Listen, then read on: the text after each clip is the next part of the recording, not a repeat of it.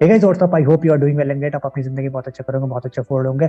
आज अगेन हमारे साथ है नीतीश भैया, जिन्होंने अमेजोन जैसी बड़ी कंपनी क्रैक किया। आइए हम जानते हैं कि प्लेसमेंट के दौरान हमारी जो स्ट्रेस बढ़ जाती है, या फिर हम जो कहते हैं कि हमारे दिल की धड़कनें बढ़ जाती है, उसको कैसे कम करें।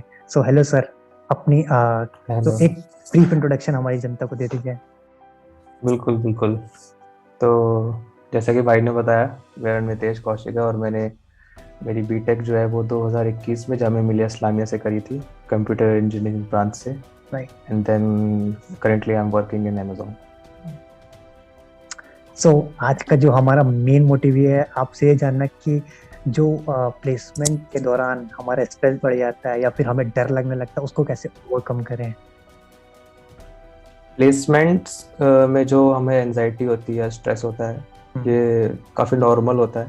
हम्म। और ये मैंने काफ़ी एक्सपीरियंस किया है, और काफ़ी एक्सपीरियंस ऐसे किया है कि मैंने कम से कम नहीं तो 7 से 8 कंपनीज में मैं लगातार रिजेक्ट हुआ था।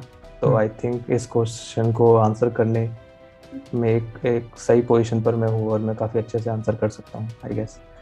सो पॉइंट ये रहता है कि पहले 1 या 2 इंटरव्यूज़ में आप चाहे कितना भी अपने आप को कह लो कि नहीं, एंजाइटी नहीं करनी है या फिर प्रेशर में नहीं आना है यार, वो नहीं आना है, पर आपके जो पेट में है वो बटरफ्लाई ज़रूर आएंगी।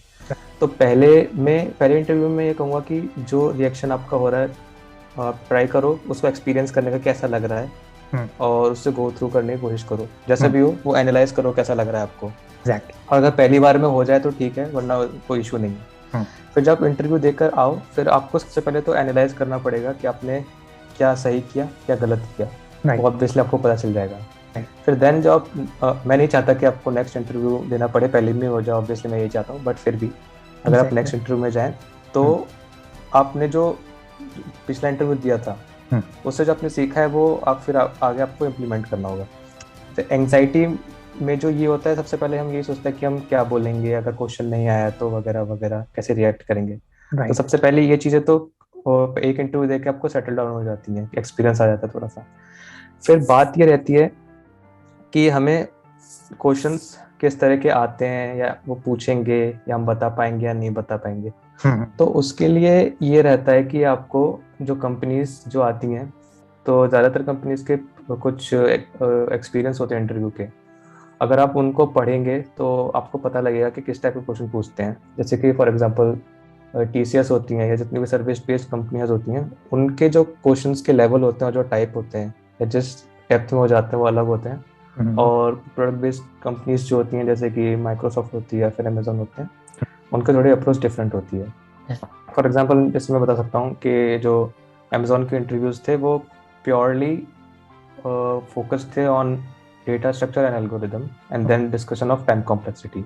ओके। और जो टीसीएस का मैंने इंटरव्यू दिया था, हम्म। वो they were slightly more inclined on CV, like तुमने कौन से प्रोजेक्ट्स किए हैं, हम्म। प्रोजेक्ट्स में क्या टेक्नोलॉजी यूज़ करी है, HTML क्या होता है, HTML5 और HTML, तो वो इस चीज़ में उनका ज़्यादा फोकस रहता है। ओके। तो सबसे पहले तो आपको ये डिफ्रेंशिएट करना या ये पता करना पहले से होगा कि किस टाइप का क्वेश्चन पूछते हैं, और फिर उस पर आप पहले से वर्क कर लेंगे। मतलब जैसे 2-3 दिन आपको मिलते हैं कि ये कंपनी आने वाली इस टाइप के क्वेश्चन पूछते हैं, तो आप उधर ज़्यादा फोकस कर सकते हैं। राइट। जैसे कि अगर एग्जैक्टली। TCS वगैरह इस टाइप की कंपनी आ रही है, तो अपने CV में, मेरे एक्सपीरियंस के हिसाब से अपने CV पर थोड़ा ज़्यादा ध्यान दे सकते हैं। और अगर आप अमेजोन वगैरह इन प्रोडक्ट बेस्ड बिग कंपनीज के इंटरव्यू के लिए जा रहे हैं, हम्म। तो डेटा स्ट्रक्चर और एल्गोरिदम इस पार्ट पे ज़्यादा फोकस कर सकते हैं। एग्जैक्टली।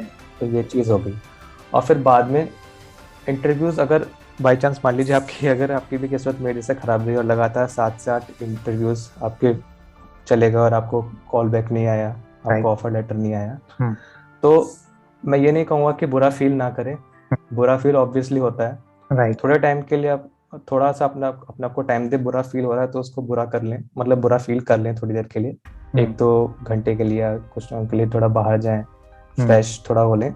फिर उसके बाद में आपको फिर ये देखना है कि मुझे, मेरा टारगेट क्या है। अगर आपका टारगेट और पक्का यही है कि मुझे किसी कंपनी में प्लेस होना है, हम्म। फिर आपको ये देखना होगा कि उसका वे क्या है।